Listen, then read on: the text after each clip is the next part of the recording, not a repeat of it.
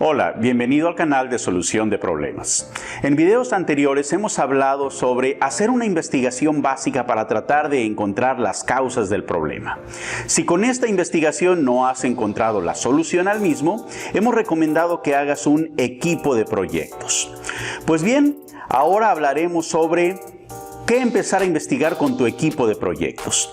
A veces el problema son comportamientos que tenemos nosotros mismos o que tienen otras personas y que nos están afectando y creando el problema.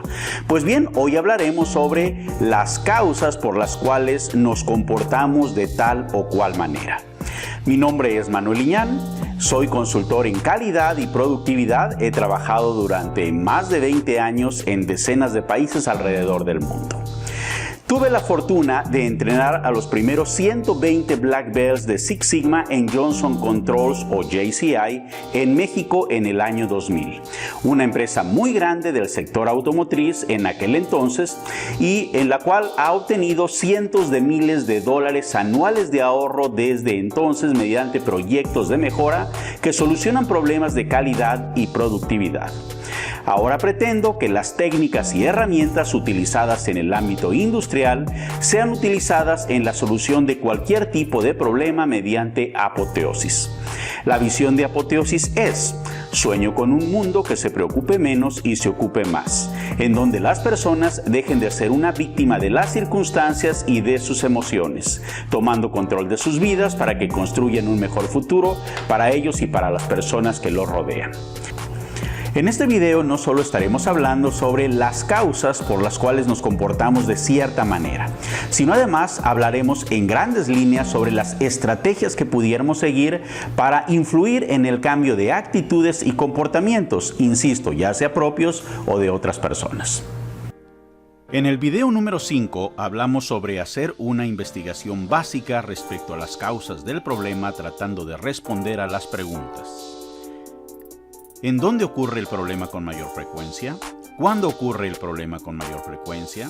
¿A quién le ocurre el problema con mayor frecuencia? Y si al responder a dichas preguntas aún no hemos encontrado las causas del problema, entonces deberemos de hacer una investigación más profunda. Para lo cual he recomendado involucrar a más personas mediante un equipo para la solución de problemas. Pues bien, en este video hablaremos justamente sobre un análisis más profundo respecto a los comportamientos que estén teniendo algunas personas y que pueden ser la causa o estar abonando al problema que queremos resolver. Una buena cantidad de problemas son provocados por comportamientos indeseables, ya sea propios o de otras personas. En otras palabras, hacemos cosas que no debemos de hacer o no hacemos cosas que deberíamos de hacer.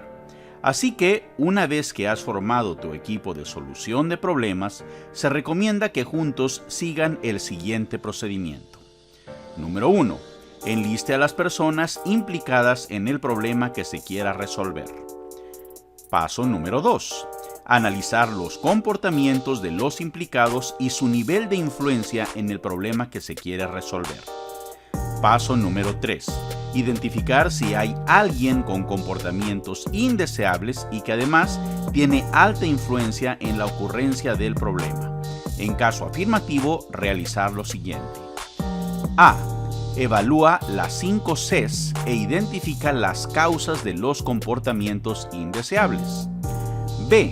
Realiza una investigación para modificar los comportamientos. A este procedimiento lo resumiremos de la siguiente manera. 1. Enlistar. 2. Analizar. 3. Identificar. 3A. Evaluar. 3B. Estrategizar. 4. Implementar. Y 5. Reforzar. Estoy consciente de que la palabra estrategizar es un neologismo, dado que en español normalmente no se usa dicha palabra. Pues bien, empecemos. Paso número 1. Enlistar. Como primer paso se recomienda que se haga una lista de todas las personas implicadas de forma directa e indirecta en el problema que quieras resolver. Es necesario identificar a los interesados, actores, agentes, interlocutores, participantes, representantes, beneficiarios, accionistas, responsables, operadores, socios, protagonistas, partícipes, asociados, depositarios, involucrados, etc. Una manera de identificarlos es respondiendo a las preguntas: ¿quiénes son parte o la causa del problema? ¿Quiénes son quienes propician el problema? ¿Quiénes son quienes contribuyen o refuerzan al problema? ¿Quiénes son afectados por el problema? ¿Quiénes podrían ser parte de la solución al problema? En idioma inglés, a todas estas personas se le conoce con el término stakeholders, por lo que usaremos este término en el resto del video. Paso número 2. Analizar. Una vez que se tiene identificados a todos los stakeholders, el siguiente paso es clasificarlos en dos dimensiones. La primera, nivel de deseabilidad de comportamientos de cada uno de los stakeholders. En términos generales, podemos clasificarlos en tres categorías. Sus comportamientos son indeseados o inadecuados para la solución del problema. Sus comportamientos son neutrales o sin contribución para la solución del problema. O sus comportamientos son deseados o adecuados para la solución del problema. Y la segunda, nivel de influencia que tienen para provocar o solucionar el problema. De igual manera, se pueden agrupar en tres categorías. Tienen alta influencia en la generación o para la solución del problema. Tienen una influencia media para la generación o solución del problema. Tienen baja influencia en la generación o para la solución del problema. Una vez que se ha clasificado a los stakeholders, se recomienda representar su posición gráficamente en un diagrama con ambas dimensiones. Paso número 3. Identificar. Una vez clasificados los stakeholders, se debe de identificar si existe una o más personas con alta influencia para provocar o solucionar el problema y además cuyos comportamientos sean indeseados. En caso afirmativo, habrá primero que identificar cuáles son los comportamientos que están teniendo y que no deberían de tener, y cuáles son los comportamientos que no están teniendo y que deberían de tener. Habiendo identificado a los stakeholders y los comportamientos que se desean cambiar, deberá de procederse con los siguientes pasos. 3A. Evaluar. Cuando una persona muestra comportamientos indeseados para la solución o generación de cierto problema, generalmente nos quejamos, justificamos, culpamos, criticamos, juzgamos, etc. Pero ninguna de dichas acciones contribuirá de manera alguna a la solución del problema. En su lugar, se recomienda tratar de entender las razones por las cuales la persona muestra dichos comportamientos. Pues el axioma es que los comportamientos que tiene cualquier persona es el resultado de ciertos factores. De hecho, el neurólogo austriaco estudiado en la Universidad de Viena, Sigmund Shlomo Freud, el padre del psicoanálisis, a principios del siglo XX, dijo que si fuéramos capaces de comprender las causas para la conducta de otra persona, eso haría que todo tuviera sentido. Pues bien, nosotros en SAC, Sistemas Avanzados para la Calidad, creemos que los factores que determinan los comportamientos de las personas pueden ser clasificados en 4 categorías y, si somos capaces de hacer un diagnóstico sobre el estado que guarda cada una de dichas categorías, podremos realizar una estrategia que nos ayude a cambiar los comportamientos no deseados, ya sea propios o de otras personas. Para recordar dichas categorías usaremos el término las 5 Cs. Pues bien, nuestro modelo de explicación de comportamientos propone que los comportamientos son el resultado del nivel de conocimiento, celo, confianza y percepción de capacidades que tenga una persona respecto a cierto tema. Esto lo expresaremos mediante la fórmula deseabilidad de comportamientos es igual a conocimiento, más celo, más confianza, más capacidad.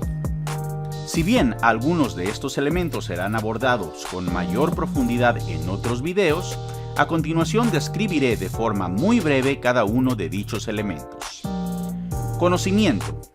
Es innegable que las decisiones que tomamos de manera consciente o inconsciente determinan nuestros comportamientos. Y las decisiones que tomamos las hacemos en base a lo que conocemos. Por lo que nuestro conocimiento, o falta de este, es determinante en nuestros comportamientos. Celo. El celo lo definimos como el cuidado, interés, ahínco, entusiasmo y o esmero con el que alguien hace algo. Esto está muy relacionado con las razones por las cuales la persona está motivada para hacer algo, así como por sus hábitos. Por ejemplo, la dieta occidental implica consumir el doble de proteínas y la mitad de la fibra que realmente nuestro cuerpo necesita. Lo cual implica que, en general, deberíamos de comer menos carne y más frutas y verduras crudas. No obstante, a pesar de que conociéramos dicha información, si le damos a escoger entre comer una ensalada verde y un buen filete, la mayoría de las personas seleccionará el filete. Esto se debe a que la mayoría de las personas no tenemos el hábito de comer verduras crudas y por lo tanto no nos entusiasma la idea de comer una ensalada verde, aunque sepamos que son ricas en fibra y enzimas. Confianza.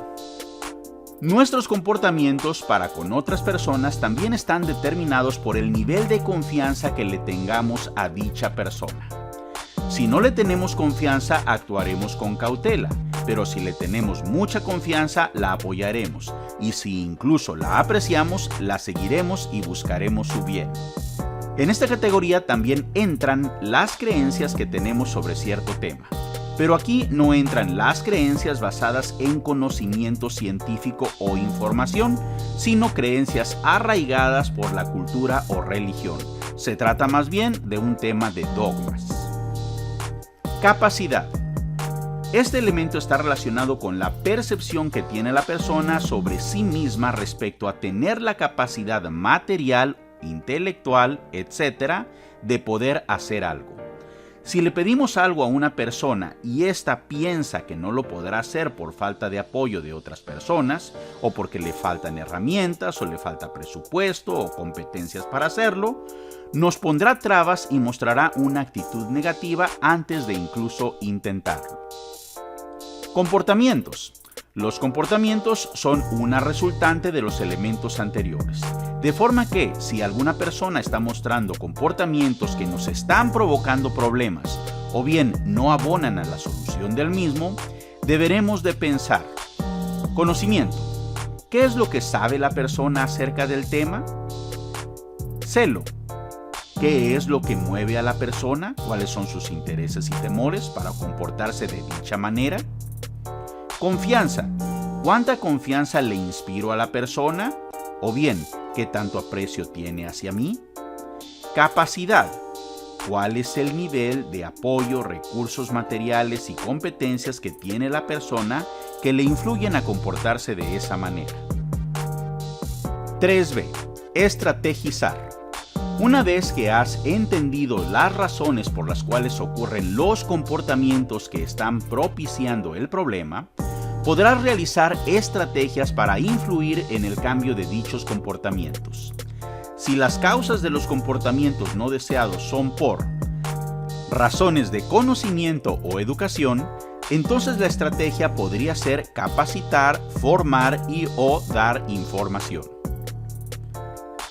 Si son por cuestiones de celo o motivación, entonces la estrategia podría ser crear la necesidad o cambiar la necesidad.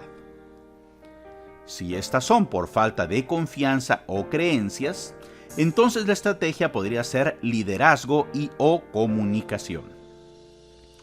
O bien, si es por capacidades o competencias, entonces la estrategia es dar apoyo con recursos, políticas y o decisiones gerenciales.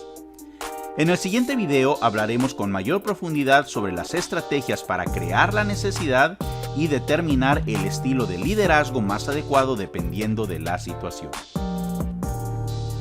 Paso número 4. Implementar. Una vez que has determinado las causas por las cuales se tienen los comportamientos indeseados y se ha decidido la estrategia a seguir para tratar de influir en el cambio de los comportamientos en cuestión, entonces se recomienda hacer un plan de acción detallado e implementarlo para ejecutar las estrategias definidas. Paso número 5. Reforzar. Como se ha mencionado en el video 7, el cambio es como un resorte. Hay que jalarlo con suficiente fuerza y por suficiente tiempo para deformarlo. De lo contrario, este se regresará al estado anterior. Así que se recomienda que periódicamente se repita el ciclo: enlistar, analizar, identificar, implementar. Compartiendo mi historia. Pues bien, el día de hoy quiero compartirles mi historia, mi experiencia con respecto a comportamientos que yo tenía que no eran apropiados o adecuados. En general, siempre me había considerado una persona saludable. Nunca he fumado, obviamente nunca he consumido ningún tipo de droga, prácticamente soy abstemio y eventualmente hacía algo de ejercicio los fines de semana. No obstante, en un check-up médico en el año 2011 fui detectado con hipertensión. En ese momento, inmediatamente yo culpé a mis genes. Mi padre había sido hipertenso, mi abuela paterna había sido hipertensa, etc. Así que el médico me dijo, bueno, ¿cómo quiere usted controlar su alta presión? Tiene dos opciones, una a través de alimentación y otra a través de medicamento. De tan solo recordar a mis abuelos, a mi padre, que comía sin sal, en donde la comida para mí sabía a trapo, porque no sabía nada sin sal, entonces inmediatamente le dije al cardiólogo, doctor, la quiero controlar con medicamentos. Así que empezó a medicarme, empezó a hacer ajustes en el medicamento y estabilizó mi presión en alrededor 130/85. Para mí es una presión todavía relativamente alta, la presión normal es 120/80, así que 130, 135, 85 para mí era un poco alta. Así que voy con el cardiólogo y le digo, doctor, fíjese que sigo con un poco alta la presión, así que puedo incrementar la dosis de medicamento. Y me dice, no, ya tienes 100 miligramos de atenolol, que es lo máximo que te puedo dar. Si le subes de esa cantidad, no vas a tener ningún efecto adicional. Y bueno, el pirindopril lo usa solamente cuando estás en ciudades muy altas. Lo usaba cuando iba a Cusco, a Perú, cuando iba a Bogotá, a Colombia, cuando iba a Ciudad de México, a Toluca. Y me dice, la única opción que podría tener es cambiarte el medicamento, pero todavía estás muy joven para que te cambie el medicamento. Este problema va a irse incrementando con la edad, así que posteriormente ya no voy a tener que darte si desde este momento te doy otro tipo de medicamentos. De momento yo te diría mantente ahí porque no vas a tener ningún evento catastrófico, no vas a tener un derrame cerebral, no vas a tener algún evento que te vaya a crear un problema mayor. No obstante, bueno, yo me puse a leer sobre la hipertensión y yo sé que una alta presión me genera un desgaste en mi corazón, en mis riñones, en mi cerebro, y eso me lleva a que mi expectativa de vida se reduzca. Incluso se habla de que la expectativa de vida podría reducirse en 10 años o más, dependiendo del cuidado que uno tenga con respecto a la presión. Así que, empecé a estar inquieto, pero bueno, no podía hacer nada más porque era lo que el cardiólogo me había dicho. No obstante, en un viaje de trabajo, iba de Ciudad de México a Bogotá, a Colombia, me toca de compañera de asiento una persona, Marlene Flores, su nombre, que ella iba a preparar el mercado de Colombia. Ella ella estaba en el negocio de complementos nutricionales. Y empezó a hablarme sobre los complementos nutricionales, empezamos a hacer algo de plática Me sacó la información de que yo era hipertenso, aunque estaba controlado con medicamento, y ella empezó a insistirme en que los complementos nutricionales podrían ayudarme. La verdad, yo no sabía nada al respecto, incluso yo era totalmente escéptico. Yo creía que esto de las vitaminas era un tema de, pues no sé, del capitalismo, que solamente le querían sacar dinero a las personas. Y pues la verdad, un poco ajeno al tema, no le quería yo poner mucha atención, pero no tenía dónde irme. Yo tenía 4 horas y media de vuelo, ella a mi lado, así que pues no me quedó de otra más que 4 horas y media estarle escuchando hablar sobre las ventajas y muchos temas relacionados a los complementos nutricionales. Finalmente llegó a Colombia y ella empieza a darme seguimiento. Sacó mi información de contacto, o mejor dicho, yo le di mi tarjeta de negocios y de ahí empezó a contactarme. La verdad es que yo, insisto, no le hacía mucho caso en este tema, pero me daba información, me hacía presentaciones, todo a distancia, me llamaba por teléfono. Incluso cuando volví a ir a Colombia, me hizo una presentación formal, me hizo unos experimentos ahí con una semilla de uva, en donde me enseñaba cómo los radicales libres de la oxidación eran neutralizados con esto, etc. Finalmente, no sé si por cansancio o no sé si porque, bueno, un poco indeciso, le dije, bueno, está bien, déjame probar. Así que empecé a tomar complementos nutricionales. Me dio una gran cantidad de complementos de mucho tipo, así que realmente yo no sé cuál es el que tuvo un efecto positivo, por cierto. Y empecé a ver cómo mi tensión sanguínea empezaba a bajar. Poco a poco iba bajando, una tendencia muy favorable en el tiempo, por cierto. Y bueno, pues esto me animó. Como buen ingeniero, pues yo tomaba mi presión sanguínea todos los días y yo graficaba la tendencia y veía que efectivamente a partir de que empecé a tomar complementos, mi presión empezó a mejorar. De forma que pues llegó el punto en el cual llegué a prácticamente presión normal, prácticamente 120/80, así que yo estaba muy contento. Tan fue así que decidí entrar al negocio de complementos nutricionales. Y esto es sobre todo con el afán de ayudar a otras personas, porque no solamente el tema de mi presión se mejoró, sino que mis rodillas dejaron de dolerme, me enfermaba con menos frecuencia, empecé a sentirme con más energía, etc. A mi familia inmediata empecé a también darle complementos y también vi efectos positivos en ellos. Mi esposa tenía muchos problemas gastrointestinales, se le desaparecieron. Mis hermanas tenían migrañas, se le desaparecieron, etc. Entonces, pues empecé a entrar en el negocio de complementos nutricionales. En este negocio se ofrecían ciertas malteadas que tenían macronutrientes, proteínas, carbohidratos complejos, algo de grasa, que eran sustituto de alimento. Así que, pues para yo ofrecerlos, pues dije, bueno, pues tengo que probarlos, tengo que tomarlos. Así que sustituí mi cena por estos complementos y por estas malteadas. Y a partir de entonces empecé a bajar peso. En un tiempo relativamente rápido bajé 7 kilos de peso, 6-7 kilos de peso. Y esto, por cierto, generó que mi tensión sanguínea bajara aún más.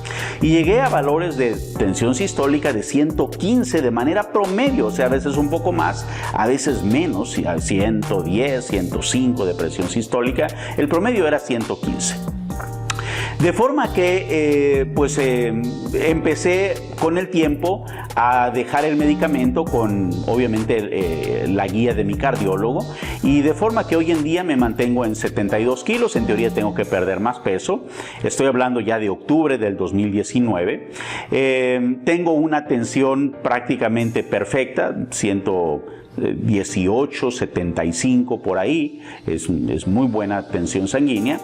Y el perindopriol, ese medicamento totalmente desapareció, y el atenolol de 100 miligramos, hoy en día tomaré un promedio de 20 miligramos diarios. A veces tomo 0, nada, a veces tomo 50 miligramos, ando un promedio de unos 20 miligramos por día. Analizando esto, yo diría que, viendo en perspectiva, realmente yo no tenía comportamientos saludables. Número 1, tenía sobrepeso. Y yo realmente por mucho tiempo intenté bajar peso, pero bajaba un poco y volvía a rebotar, así que mis hábitos alimenticios no eran los adecuados. Hoy en día como muy pocos carbohidratos simples, harina refinada, azúcar, etcétera. Cambió ese hábito alimenticio. La cena, que era mi principal alimento, hoy es ligero. Y bueno, pues algunos otros hábitos que tenía: tomaba muy poca agua, hoy tomo más agua. Y duermo un poco mejor, por cierto, en cantidad. Antes realmente no le hacía mucho caso al tema de dormir. Y ahora hago más ejercicio, no solamente los fines de semana, que sacaba a pasear a mis perros en aquel entonces solo los fines de semana, sino ahora durante semana hago algo de remo, algún tipo de ejercicio, otro tipo de ejercicio. Así que mis comportamientos cambiaron y con ellos mi salud.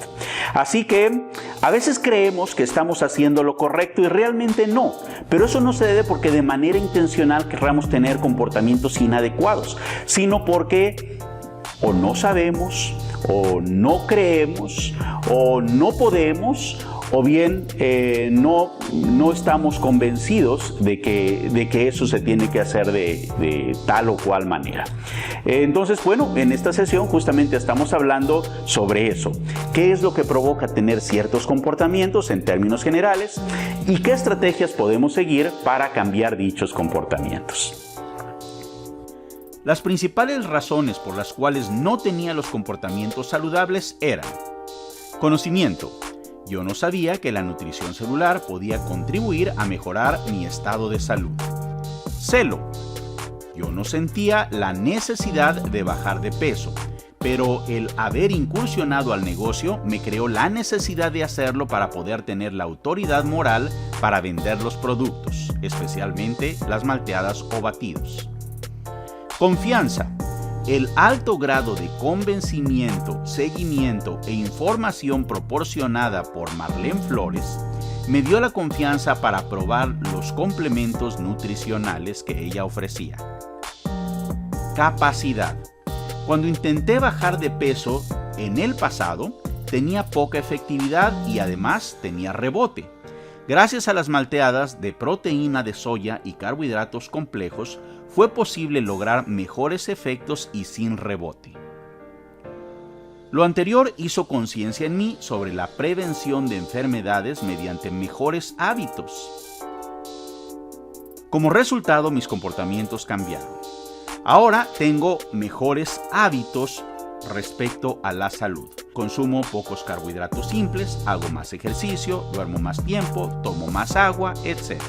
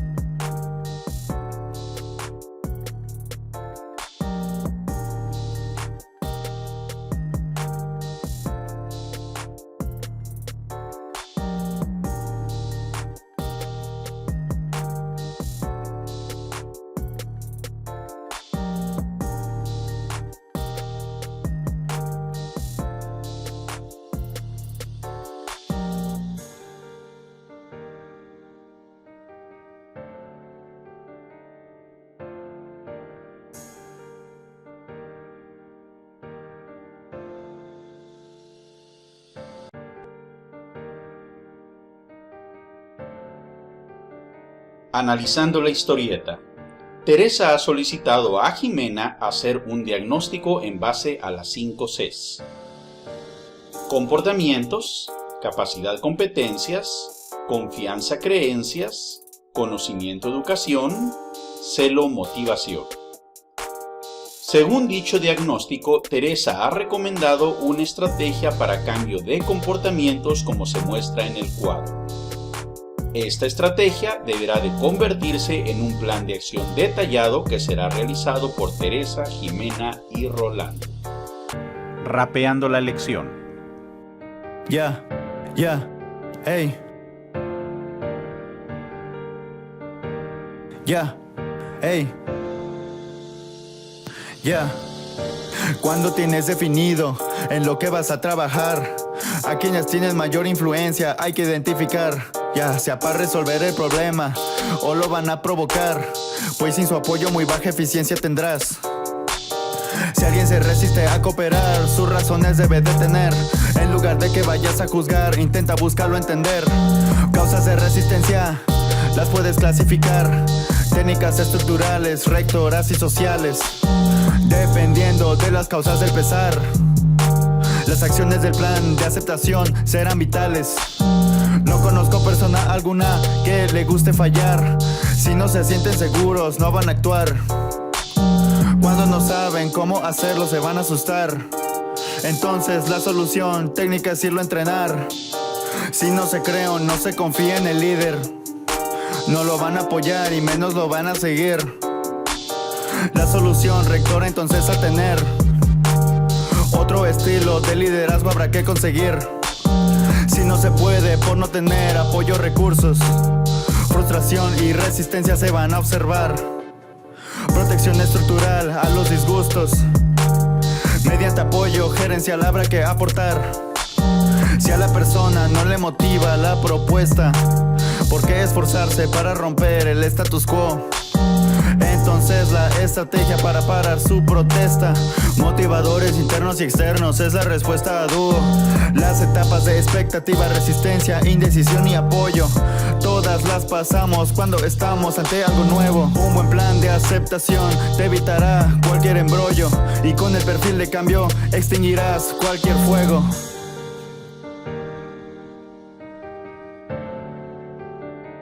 Ejercicio 1. Realiza las actividades que se te van solicitando. De ser necesario, pon en pausa el video después de cada solicitud. 1. Haz una lista de todos los stakeholders implicados en el problema que quieres resolver. 2. Analiza el nivel de influencia para provocar o resolver el problema y la deseabilidad de comportamientos de cada uno de los stakeholders. 3. Grafica la posición de cada uno de los stakeholders e identifica si alguno de ellos es de alta influencia con comportamientos indeseables. 4. Evalúa las posibles causas por las cuales los stakeholders problemáticos tienen los comportamientos indeseables y clasifícalos en las siguientes categorías. 1. Conocimiento educación. 2. Celo motivación. 3. Capacidad competencias. 4. Confianza creencias. 5. Establece una estrategia para influir en el cambio de los comportamientos no deseados. 6. Realiza un plan de acción detallado e implementarlo. 7. Repite el proceso, analizar, identificar, implementar, tantas veces como sea necesario. Pues bien, hemos terminado la sesión del día de hoy. Hemos dicho que muchos de los problemas pudieran deberse a comportamientos que tenemos nosotros o que tienen otras personas. Y también hemos dicho que si entendemos las causas por las cuales se tienen dichos comportamientos, podremos hacer estrategias para cambiar o influir en el cambio de dichos comportamientos. Por ejemplo, si la persona tiene un cierto nivel de educación, de conocimiento, y este no es el adecuado, lo podemos cambiar a través de capacitación, a través de formación, a través de entrenamiento. Si la persona tiene una inadecuada motivación, no tiene el celo por lograr algo, pues lo podemos cambiar a través de crear la necesidad. Si la persona tiene ciertos comportamientos porque no puede hacerlo, porque le faltan recursos, porque no tiene la capacidad, porque no tiene las competencias, pues bien, podemos cambiar esto a través de apoyo, a través de aportar recursos también. O finalmente, si la persona no lo puede hacer o tiene ciertos comportamientos más bien porque le falta confianza o porque no cree, esto se puede cambiar a través de un adecuado liderazgo y mucha comunicación. Debido a la importancia de dos de estos elementos, liderazgo, así como crear la necesidad o motivación, estos dos temas serán abordados con mayor detalle en la siguiente sesión. No olvides suscribirte a este canal. Nos vemos hasta la próxima.